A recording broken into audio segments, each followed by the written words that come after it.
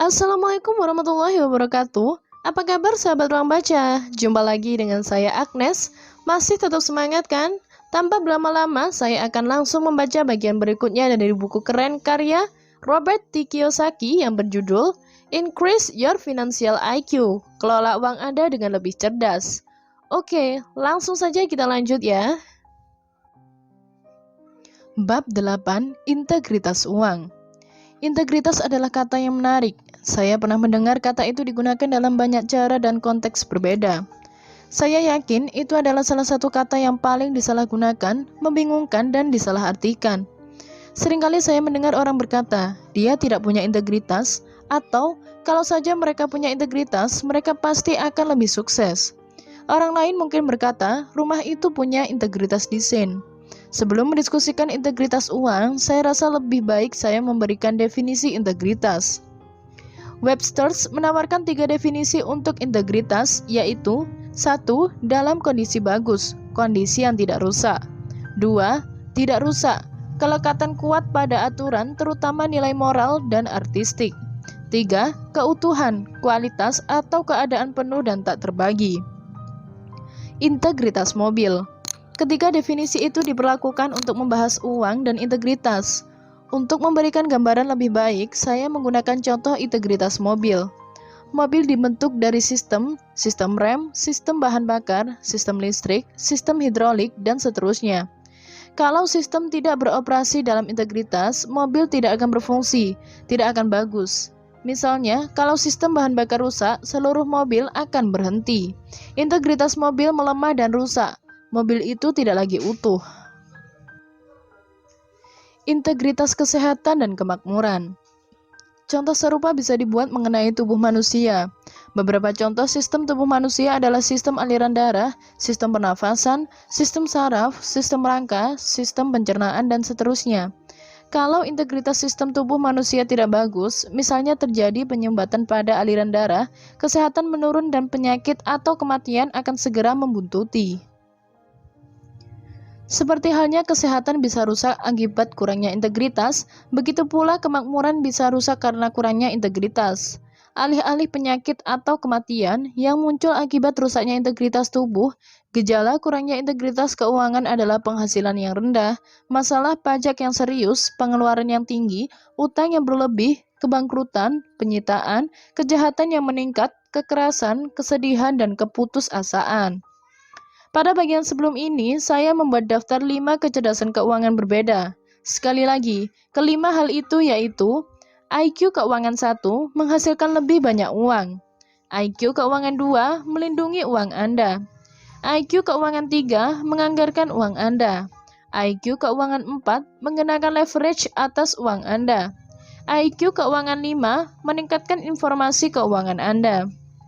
Integritas kelima kecerdasan itu diperlukan kalau orang ingin kaya, tetap kaya, dan mewariskan kekayaannya ke generasi selanjutnya.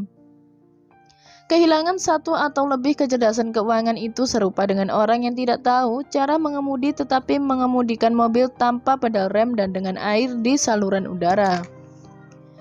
Saat seseorang kesulitan keuangan, berarti satu atau lebih dari kecerdasan keuangan ini rusak. Integritas keuangan tidak sehat dan orang itu menjadi tidak lengkap. Sebagai contoh, saya punya teman yang menghasilkan banyak uang sebagai manajer sebuah bisnis kecil. Masalahnya, dia tidak punya perlindungan atas pajak. Ditambah dia tidak membuat anggaran dengan baik, berbelanja pakaian secara impulsif, dan sering berlibur. Leverage-nya adalah rumah besar karena dia mengira properti akan terus mengalami kenaikan harga. Dia mendapat nasihat keuangan dari suami dan perencana keuangannya. Suaminya adalah orang yang baik, tetapi seperti istrinya, memiliki kelemahan yang sama dalam hal kelima kecerdasan keuangan. Mereka orang baik, terdidik, jujur, rajin pergi ke gereja, dan suka bekerja keras. Mereka menikmati kehidupan dan membesarkan anak-anak yang hebat. Yang menjadi masalah adalah kurangnya integritas keuangan. Kurangnya integritas keuangan ini terlihat dalam kecemasan mereka saat meminjam dengan jaminan ekuitas rumah mereka untuk membayar tagihan kartu kredit, membiayai kuliah ketiga anak mereka, dan menyiapkan dana pensiun yang cukup. Semua itu adalah tipikal masalah uang, gejala kurangnya integritas keuangan. Masalahnya, mereka tidak menganggap diri mereka bermasalah. Mereka bangun tiap pagi, melepas anak pergi ke sekolah dan berangkat kerja. Mereka pulang, bermain dengan anak, membantu anak menggarap pekerjaan rumah, menonton televisi sebentar, dan pergi tidur. Mereka tahu ada sesuatu yang salah, tetapi mereka memilih tidak mencari tahu apa itu. Mereka berharap sesuatu akan berubah. Buku rapor keuangan. Seperti kebanyakan orang, teman saya itu tidak punya laporan keuangan pribadi. Mereka bahkan tidak tahu apa itu laporan keuangan atau kenapa hal itu penting. Seperti sebagian besar lulusan universitas, teman saya itu meninggalkan sekolah tanpa tahu perbedaan antara aplikasi kredit, nilai kredit, dan laporan keuangan. Namun, tanpa laporan keuangan pribadi, mereka tidak tahu ada di mana mereka secara keuangan, apa yang salah, dan di bagian apa mereka keluar dari integritas keuangan. Tanpa laporan keuangan dan kelima kecerdasan keuangan, mungkin sulit menentukan apa yang salah dan apa yang perlu diperbaiki. Menurut saya, inilah awal kurangnya integritas keuangan. Hal itu berawal di sistem pendidikan kita, yaitu IQ Keuangan 5, meningkatkan informasi keuangan Anda. Pada tahun 1974, saat bisnis mulai meminta karyawan berinvestasi untuk masa pensiun, sistem pendidikan seharusnya menambahkan atau memperbaiki pendidikan keuangan dalam kurikulum. Kurangnya pendidikan keuangan di sekolah kita memicu gelombang kejut ke dalam integritas keuangan dunia. Refleksi atas integritas keuangan. Seperti yang dikatakan oleh ayah kaya, bankir tidak pernah meminta buku rapor ayah. Bankir tidak meminta buku rapor akademik karena mereka mencari kecerdasan keuangan, bukan kecerdasan akademik. Itulah sebabnya mereka meminta laporan keuangan. Laporan keuangan adalah refleksi integritas keuangan Anda. Hal itu setara dengan buku rapor keuangan Anda. Bankir mencari jawaban yang berkaitan dengan kelima kecerdasan keuangan. Jelaslah, mereka ingin tahu seberapa cerdas seseorang dalam menghasilkan uang, melindungi uang, menganggarkan uang, mengenakan leverage atas uang, dan seberapa terinformasinya mereka. Laporan keuangan akan memberi bank informasi yang dicarinya. Keluar dari integritas keuangan.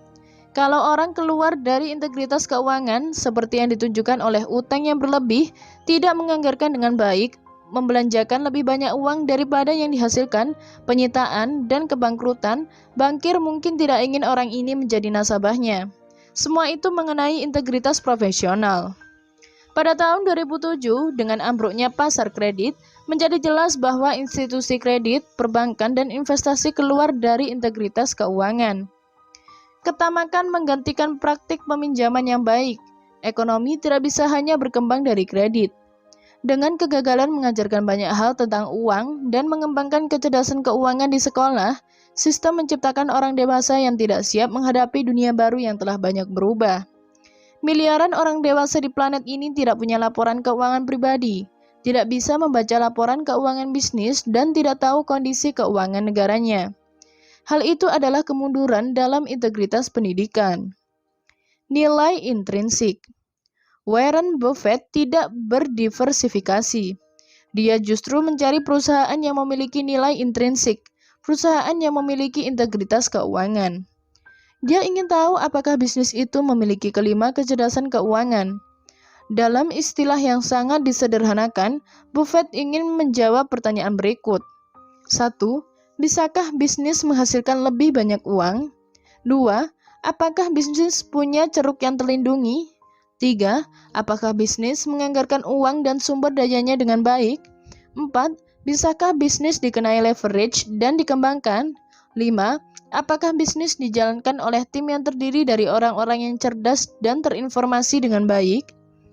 Dalam istilah yang lebih sederhana lagi, nilai intrinsik berarti 1. Ceruk.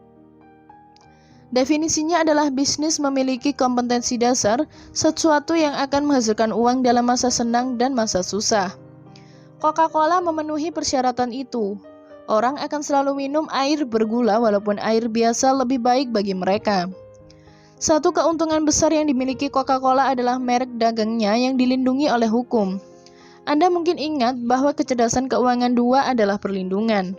Dalam hal itu, Warren menyukai produk tersebut karena merupakan merek yang dilindungi hukum, bukan sekedar komoditas. Merek yang dikenal luas, dilindungi, dan dipertahankan melawan pembajakan meningkatkan nilai intrinsik Coca-Cola. Merek Rich Dad adalah merek dagang yang dilindungi oleh hukum di semua negara tempat kami berbisnis. Menjadi merek memberi bisnis saya nilai intrinsik lebih besar. Banyak penulis menulis buku tetapi gagal membangun merek. Seperti Anda ketahui, Harry Potter adalah mega merek. Begitu pula Donald Trump. Kalau Anda bukan merek, Anda adalah komoditas. Merek memiliki lebih banyak nilai intrinsik, dan untuk mempertahankan nilai ini, merek harus setia dengan pesan serta konsumennya. Beberapa tahun lalu, sebuah perusahaan reksadana besar mendekati saya dan bertanya apakah saya mau merekomendasikan reksadananya. Walaupun bayaran yang akan diberikan kepada saya sangat besar, saya menolaknya. Di benak saya, memberi rekomendasi untuk reksadana tidak akan sesuai dengan merek Rich Dad. Bagi saya, hal itu akan menunjukkan kurangnya integritas keuangan saya yang akan melenyapkan nilai intrinsik merek. Selain itu, saya tidak akan bisa melakukannya dengan kepala tegak. 2. Leverage. Poin ini memisahkan pemilik bisnis kecil dari pemilik bisnis besar. Misalnya, kalau saya dokter, sulit bagi saya untuk mengenakan leverage atas nilai saya bila pasien saya hanya datang untuk bertemu dengan saya. Namun, kalau dokter ini menemukan metode penyembuhan atau jenis obat baru, kecerdasan medisnya mendapat leverage lewat produk. Dunia penuh dengan pemilik bisnis kecil dan kaum profesional yang tidak mampu menggunakan leverage karena merekalah produknya. Sebagian besar karyawan masuk dalam kategori itu. Mereka tidak tahu cara menggunakan leverage atas layanan mereka dan menukarkan waktu dengan uang. Sebagian besar dari kita tahu musisi yang bekerja keras tetapi tidak menghasilkan banyak uang, semata karena gagal menggunakan leverage atas bakat mereka. Dunia penuh dengan musisi yang mengeluarkan CD, yang merupakan bentuk leverage tetapi tidak mampu menggunakan leverage atas distribusi dan penjualan CD mereka. Itulah sebabnya program amatiran seperti American Idol sangat populer. Orang yang merasa bisa menyanyi menginginkan leverage televisi nasional, bahkan kalau Simon mengkritik mereka. 3. Kemampuan berkembang. Begitu produk atau bisnis bisa dikenai leverage, pertanyaan berikutnya yang ingin diketahui Warren adalah, seberapa jauh leverage itu bisa dikembangkan? Warren suka Coca-Cola karena leverage-nya bisa dikembangkan ke seluruh dunia. Warren berkata, tiap kali seseorang di dunia minum Coke, saya menghasilkan sedikit uang. Waktu saya menulis Rich Dad Poor Dad, buku itu adalah leverage saya. Alih-alih saya sendiri yang turun tangan menjadi pengajar, sekarang buku dan permainan saya yang bertindak sebagai pengajar. Tugas berikutnya adalah mengembangkan produk ke negara-negara berbeda dengan mencetak buku serta permainan dalam bahasa berbeda. Hal itu dilakukan dengan memberikan izin memproduksi buku Rich Dad pada bisnis-bisnis di berbagai belahan dunia. Alih-alih saya sendiri yang mendirikan percetakan, gudang penyimpanan, dan mendistribusikan produk saya, sekarang ada penerbit di 109 negara yang melakukan semua itu untuk saya. Itulah contoh saya mengenai leverage dan kemampuan berkembang. 4. Kemampuan diperkirakan. Yang ingin diketahui oleh Warren Buffett adalah seberapa besar penghasilan bisa diperkirakan. Dalam hal penghasilan, dia tidak mau membeli kucing dalam karung. Dia ingin tahu apakah dalam segala situasi uang akan terus mengalir masuk seperti halnya jarum jam yang terus berdetik. Salah satu alasan saya menyukai rumah apartemen saya adalah karena dalam situasi apapun, uang terus mengalir masuk. Saya tidak khawatir dengan naik turunnya harga properti. Saya ingin uang saya terus-menerus datang dari seluruh penjuru dunia dan dari rumah apartemen saya. Itulah sebabnya Warren Buffett tidak berdiversifikasi. Dia justru berfokus pada nilai intrinsik bisnis. Untuk mengenali nilai intrinsik bisnis, orang harus memiliki kelima kecerdasan keuangan. Kalau bisnis memiliki nilai intrinsik, bisnis itu memiliki integritas. Kalau bisnis memiliki integritas, bisnis itu memiliki kesempatan lebih baik untuk tumbuh dan tetap menguntungkan, terlepas dari berubahnya kondisi ekonomi. Sebelum berinvestasi pada perusahaan, seorang investor profesional melihat laporan keuangan bisnis itu. Investor profesional mencari integritas bisnis. Hal sama berlaku bila investor properti membeli rumah apartemen. Mengetahui IRR adalah nilai intrinsik pada dunia properti. Yang menjadi masalah pada sebagian besar orang terkait dengan kurangnya pendidikan keuangan di sekolah dan ketidakmampuan membaca laporan keuangan adalah mereka tidak tahu apakah perusahaan dan properti tempat mereka berinvestasi memiliki integritas keuangan serta nilai intrinsik. Bahasa bisnis. Warren Buffett berkata, akuntansi adalah bahasa bisnis. Kalau Anda tidak mengerti bahasanya, akan susah untuk mengatakan apakah suatu bisnis memiliki integritas atau tidak. Alasan Rich Dad Company memproduksi permainan cash flow untuk orang dewasa dan anak-anak adalah karena kami sangat yakin kecerdasan keuangan serta kemampuan berbicara dengan bahasa bisnis adalah hal penting dalam dunia ketamakan dan integritas yang diragukan ini. Integritas keuangan pemerintah. Pemerintah juga memerlukan kelima kecerdasan keuangan. Pemerintah perlu menghasilkan lebih banyak uang, melindungi uang mereka, menganggarkan uang mereka, mengenakan leverage atas uang mereka, dan mencari informasi keuangan terbaik. Kalau pemerintah bertindak dengan integritas, pemerintah dan rakyatnya akan berkembang. Kalau pemerintah tidak memiliki integritas, pemerintah dan rakyatnya akan harus berjuang serta menjadi makin miskin. Pajak yang makin tinggi dan utang yang bertumpuk adalah tanda bahwa pemerintah Amerika Serikat berjuang dengan integritas keuangan. Pada tahun 1971, ketika Nixon mencopot Amerika Serikat dari standar emas dan membuat dunia menerima mata uang Amerika Serikat sebagai mata uang cadangan dunia, Amerika Serikat keluar dari integritas keuangan. Dewasa ini, alih-alih menjadi negara terkaya di dunia, Amerika Serikat menjadi negara pengutang terbesar di dunia. Sementara banyak orang menjadi sangat kaya karena perubahan aturan uang ini, termasuk saya, ada jutaan lebih banyak orang yang bangkrut secara keuangan. Kesenjangan keuangan menjadi makin lebar dan berbahaya. Masalah Amerika berawal pada kecerdasan keuangan 3, menganggarkan uang Anda. Saat mulai lebih banyak mengimpor daripada mengekspor, Amerika mengubah aturan uang dan mulai menumpuk utang sebesar triliunan dolar alih-alih memecahkan masalah yang merupakan tindakan yang cerdas untuk dilakukan. Saat melihat kecerdasan keuangan 4, menjadi jelas bahwa pemerintah Amerika Serikat tidak melakukan leverage atas uang, tetapi justru melakukan leverage atas utang. Saat ini, orang terkaya berutang kepada orang termiskin di dunia. Itulah akibat dari keluar dari integritas. Amerika Serikat keluar dari integritas keuangan saat Amerika Serikat meminta dunia menerima dolar yang didukung oleh kepercayaan dan kredit penuh pemerintah Amerika Serikat. Tidak ada orang yang suka berinvestasi dalam dolar Amerika Serikat dan melihat nilainya turun. Saat dunia menuntut uangnya kembali, giliran kecerdasan keuangan 2 melindungi uang dari predator yang diuji. Saya yakin Amerika Serikat akan menjadi predator raksasa yang mungkin akan gagal melunasi sejumlah pinjaman serta menepati janji pada warga senior mengenai perawatan kesehatan dan social security. Hal itu memungkinkan inflasi menghancurkan pendapatan pekerja dan menaikkan pajak untuk orang muda. Bagi saya, hal itu menunjukkan tidak adanya integritas. Cara terbaru yang dilakukan pemerintah Amerika Serikat untuk meningkatkan kecerdasan keuangan 1, menghasilkan lebih banyak uang adalah dengan menaikkan pajak, mencetak lebih banyak uang, meminjam lebih banyak uang, bertarung dalam perang baru, dan tidak membayar sejumlah tagihan. Jelaslah, hal itu menimbulkan lebih banyak masalah keuangan yang sebenarnya bisa dihindari kalau saja masalah sebelumnya langsung dipecahkan. Era integritas.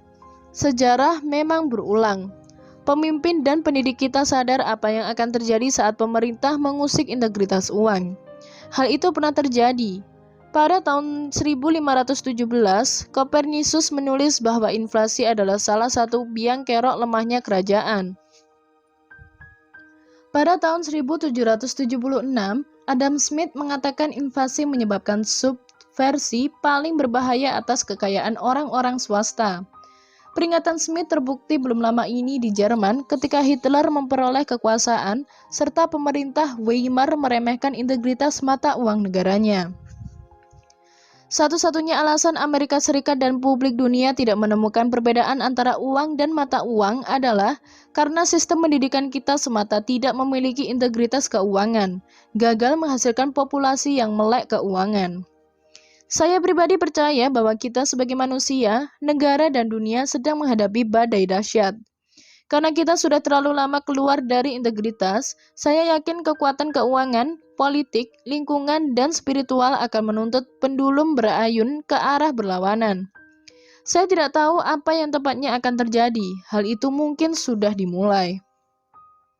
Sayangnya, kaum superkaya, mereka yang paling mendapatkan keuntungan dari sistem saat ini, akan menjadi yang paling tidak terpengaruh dengan datangnya jungkir balik keuangan. Kitalah yang akan merasakan kekuatan alam semesta dan diharuskan melakukan yang terbaik untuk melawan badai itu. Kaum miskinlah yang akan paling menderita. Berita baiknya adalah masalah yang akan datang akan membuat kita makin cerdas kalau kita menghadapinya dengan berani dan tidak kabur darinya. Dalam setiap masalah terdapat permata kebijaksanaan, permata yang akan membuat kita lebih cerdas, kuat, dan mampu bertindak lebih baik terlepas dari kondisi ekonomi yang terjadi. Berita yang lebih baik lagi adalah sejumlah kecil pemerintah negara di dunia mulai memasukkan pelajaran keuangan ke dalam sistem pendidikan. Saya meramalkan negara yang memiliki pendidikan keuangan terbaik akan memimpin dunia menuju era baru kemakmuran keuangan. Karena, bukankah sekarang era informasi? Tingkatkan nilai intrinsik Anda. Sementara itu, penting bagi kita semua untuk mempersiapkan diri menghadapi ancaman bahaya yang menghadang. Saran saya, 1. Buat perubahan yang diperlukan. Seperti halnya pelaut menyiapkan kapal untuk menghadapi badai, mulailah menjadikan kapal keuangan Anda lebih layak berlayar. Lihat lagi kelima kecerdasan keuangan dan tanyakan pada diri sendiri kecerdasan mana yang perlu Anda tingkatkan. Mana yang memerlukan usaha paling keras, mana yang merupakan masalah terbesar Anda. Berfokuslah pada hal itu dan tangani sekarang juga. Jangan berusaha menangani kelimanya sekaligus. Hal itu akan membuat Anda kewalahan. Saya yakin Anda akan mendapati bahwa kelimanya berkaitan sehingga dengan berfokus pada salah satunya, pada akhirnya Anda akan meningkatkan kelimanya. Kemudian, luangkan waktu sejenak untuk mempelajari sedikit hal setiap hari. Ingatlah selalu, tidak ada pemain golf yang menjadi pemain profesional dalam sehari. Tiger Woods pun tidak. Dengan meningkatkan kelima kecerdasan keuangan, Anda meningkatkan integritas keuangan Anda dan nilai intrinsik Anda sendiri. Kalau Anda tidak yakin harus melakukan apa, jangan takut atau malu untuk meminta bantuan. Pada bab berikutnya mengenai cara menemukan kejeniusan keuangan Anda, saya membahas betapa saya bergantung pada bantuan orang cerdas. Tak ada seorang pun yang tidak memerlukan bantuan. 2. Berinvestasi dalam aset yang memiliki nilai intrinsik. Lihat lagi sejumlah kriteria yang digunakan Warren Buffett untuk menetapkan nilai intrinsik bisnis. Kemudian, untuk mempraktekannya, mulailah menanyakan kepada diri sendiri bisnis apa di sekitar Anda yang memenuhi kriteria itu. Kalaupun Anda tidak berinvestasi di dalamnya, hal itu merupakan latihan yang bagus untuk meningkatkan IQ keuangan Anda. Nilai intrinsik properti. Salah satu alasan saya menyukai properti adalah karena saya mampu melihat, menyentuh, dan mengendalikan banyak nilai intrinsiknya. Namun, ingatlah selalu, sebagian besar properti bukanlah investasi yang bagus. Salah satu latihan yang bagus adalah terlepas apakah Anda punya uang atau tidak, melihat-lihat sejumlah properti dan menganalisis nilai intrinsiknya. Salah satu keindahan properti adalah kreativitas. Misalnya, saya bisa menggunakan pembiayaan kreatif, peningkatan kreatif, atau cara kreatif untuk menaikkan nilai properti. Kreativitas bukanlah salah satu keuntungan bila Anda memilih saham atau membeli reksadana. Namun, di properti, kreativitas ditambah integritas bisa menjadikan Anda sangat kaya. 3. Kencangkan lubang palka. Seperti yang diajarkan di US Merchant Marine Academy, saat badai mendekat, tiba saatnya mengencangkan lubang palka. Hal itu berarti melindungi integritas kapal. Selama beberapa tahun melaut, saya mendapat kesempatan berlayar di tengah-tengah 4 badai topan di Pasifik. Saat ini, saya masih bisa membayangkan dengan jelas bagaimana ombak besar, gunung air menghancurkan seluruh kapal. Saya bisa melihat, merasakan, dan mendengar kapal retak serta meregang, berusaha sekuat mungkin mempertahankan integritas struktur dan keluar dari bawah ombak. Saya bersyukur para insinyur merancang kapal yang hebat dan awak kapal itu terlatih serta siap menghadapi badai. Kekacauan akan meningkat saat era industri berakhir dan era informasi mengambil alih. Seiring naiknya harga minyak, turunnya nilai dolar, mulai diproduksinya mobil serta pesawat oleh Cina dan India, menghilangnya pekerjaan pabrik, terpuruknya perusahaan, generasi baby boom berharap diurus oleh pemerintah, meningkatnya terorisme, ketidaksanggupan membiayai perang, dan meningkatnya utang yang harus dilunasi, masalah yang sebelumnya ditutup-tutupi kini akan terangkat ke permukaan. Pada era informasi seperti 5 kecerdasan keuangan akan menjadi aset terbesar Anda. Saya yakin integritas keuangan dunia akan menghadapi tantangan yang belum pernah terjadi dalam sejarah. Saya meyakini hal itu karena ada terlalu banyak ketamakan, salah informasi, dan korupsi yang menjalankan bisnis, pemerintah, serta sekolah kita.